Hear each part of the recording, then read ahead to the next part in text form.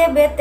Kalau kita berbicara tentang ini, maka ini bukan hanya sekedar penyakit, tapi juga penyimpangan perilaku, merusak akal, merusak akhlak, dan merusak generasi.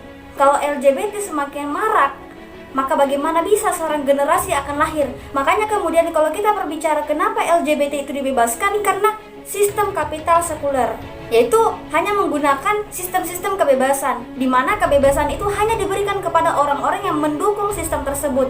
Tapi justru ketika kaum muslimin berbicara, ketika kaum muslimin ingin menyebarkan agamanya, justru dipersekusi. Ketika pakai cadar, itu nggak boleh.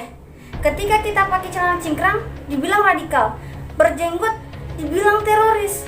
Makanya LGBT ini sangat-sangat diharamkan, sangat dilarang keras oleh Allah Subhanahu wa taala. Merusak akal, hanya sekedar pelampiasan hawa nafsu. Bagaimana bisa seorang laki-laki bertemu dengan laki-laki akan melahirkan seorang laki-laki?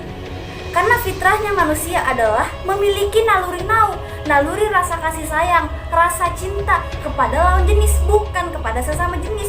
Maka jelas bahwasanya LGBT ini adalah bukan fitrah tapi penyakit, bertentangan dengan fitrah daripada apa yang Allah ciptakan, yaitu naluri nau. Lalu juga kemudian kemarin ada yang sempat viral, perusahaan Unilever mendukung penuh LGBT. Questionnya adalah, lalu bagaimana dengan produknya? Sementara produk Unilever tuh banyak.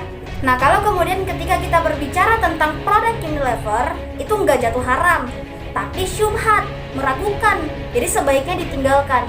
Karena kalau kemudian kita memahami bahwasanya ini adalah sarana untuk mendukung LGBT, maka sebaiknya kita hijrah ke produk yang lain. Kita tinggalkan. Tuh masih ada juga produk yang lain. Emangnya kita nggak bisa hidup tanpa produk Unilever? Bisa kan? Masih banyak produk yang jauh lebih murah dan lebih kece. Kita masih bisa hidup kelas tanpa Unilever.